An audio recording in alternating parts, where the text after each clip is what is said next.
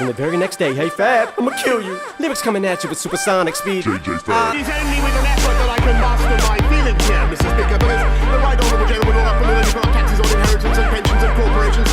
He would put up taxes. He would put up taxes on income to 50p and about. He would put up taxes on income. There he is, the forger of the budget of 1984, Mr. Speaker. He would put up, give him a chance. He will put up taxes, not just on homes, but on gardens, Mr. Speaker. And he speaks about trust in our democracy. He speaks about trust in our democracy, Mr. Speaker. I have to say, the most extraordinary thing has just happened today. Did anybody notice what happened today?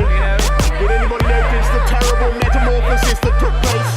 Like the final scene of Invasion of the Body Snatchers. At last, this long-standing Eurosceptic, the right honourable gentleman has been captured, he has been jugulated, he has been reprogrammed by his honourable friends, and he has been turned now into a Remainer. He has turned Labour into the party in all the flip-flops he has performed in his turkey-versating career. The one for which I think he will pay the highest price.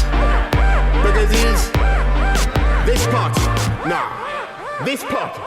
this government that is clearly on the side of democracy in this country. It is this party